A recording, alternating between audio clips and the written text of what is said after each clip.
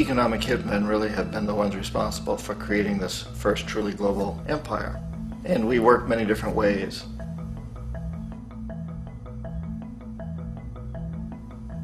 But perhaps the most common is that we will identify a country that has resources our corporations covet, like oil, and then arrange a huge loan to that country from the World Bank or one of its sister organizations. But the money never actually goes to the country. Instead, it goes to our big corporations to build infrastructure projects in that country, power plants, industrial parks, ports, things that benefit a few rich people in that country, in addition to our corporations, but really don't help the majority of the people at all. However, those people, the whole country is left holding a huge debt. It's such a big debt they can't repay it, and that's part of the plan, that they can't repay it. And so at some point, we economic hitmen go back to them and say, listen, you owe us a lot of money, can't pay your debt, so sell your oil real cheap to our oil companies. Allow us to build a military base in your country, or send troops in support of ours to someplace in the world like Iraq, or vote with us on the next UN vote. To have their electric utility company privatized and their water and sewage system privatized and sold to U.S. corporations or other multinational corporations. So there was that whole mushrooming thing, and it's so typical of the way the IMF and the World Bank work, that you put a country in debt, and it's such a big debt it can't pay it, and then you offer to refinance that debt and pay even more interest. And you demand this quid pro quo, which you call a conditionality or good governance, which means basically that they've got to sell off their resources, including many of their social services, their utility companies, their school systems sometimes, their penal systems, their insurance systems, to foreign corporations. So it's a double, triple, quadruple whammy. The precedent for economic hitmen really began back in the early 50s when democratically elected Mossadegh, who was elected in Iran. He was considered to be the hope for democracy in the Middle East and around the world. He was Time Magazine's Man of the Year. But one of the things that he'd run on and began to implement was the idea that foreign oil companies needed to pay the Iranian people a lot more for the oil that they were taking out of Iran. The Iranian people should benefit from their own oil. Strange policy. We didn't like that, of course. But we were afraid to do what we normally were doing, which was to send in the military. Instead, we sent in one CIA agent, Kermit Roosevelt, Teddy Roosevelt's relative. And Kermit went in with a few $1 million and was very, very effective and efficient. And in a short amount of time, he managed to get Mossadegh overthrown and brought in the Shah of Iran to replace him, who always was favorable to oil. And it was extremely effective. Mobs overflow Tehran. Army officers shout that Mossadegh has surrendered and his regime as virtual dictator of Iran is ended. Pictures of the Shah are paraded through the streets as sentiment reverses.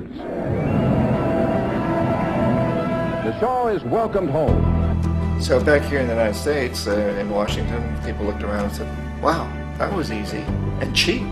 So this established a whole new way of manipulating countries, of creating empire. The only problem with Roosevelt was that he was a card-carrying CIA agent, and had he been caught, the ramifications could have been pretty serious. So very quickly at that point, the decision was made to use private consultants to channel the money through the World Bank or the IMF or one of the other such agencies, to bring in people like me who worked for private companies, so that if we got caught, there would be no governmental ramifications.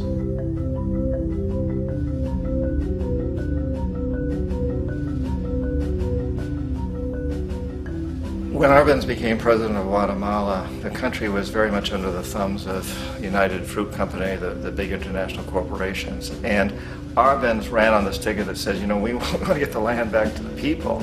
And once he took power, he was implementing policies that would do exactly that, give land rights back to the people. United Fruit didn't like that very much. And so they hired a public relations firm, launched a huge campaign in the United States to convince the United States people, the citizens of the United States, and the press of the United States, and the Congress of the United States, that Arbenz was a Soviet puppet, and that if we allowed him to stay in power, the Soviets would have a foothold in this hemisphere. And that at that point in time was a huge fear on everybody's mind, the Red Terror, the Communist Terror. And so, to make a long story short, Out of this public relations campaign came a commitment on the part of the CIA and the military to take this man out. And in fact, we did. We sent in planes, we sent in soldiers, we sent in jackals, we sent everything in to take him out, and did take him out. And as soon as he was removed from office, the new guy that took over after him basically reinstated everything to the big international corporations, including United Fruit.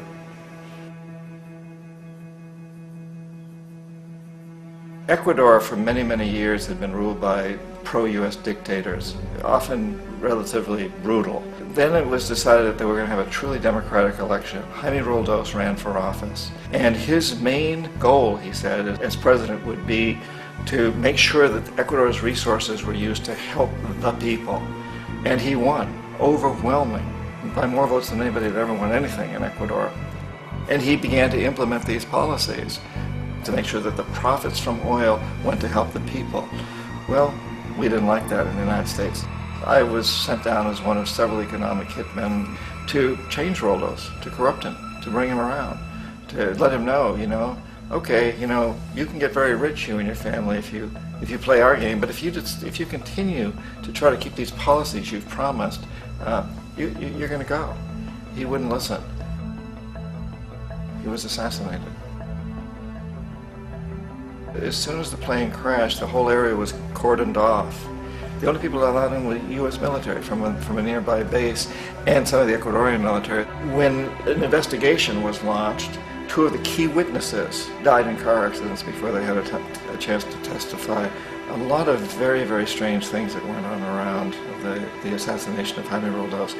I, like most people who've really looked at this case, had absolutely no doubt that it was an assassination. And of course, in my position as an economic hitman, I was always expecting something to happen to Jaime, whether it be a coup or assassination, I wasn't sure, but that he would be taken down because he was not being corrupted. He would not allow himself to be corrupted the way we wanted to corrupt him.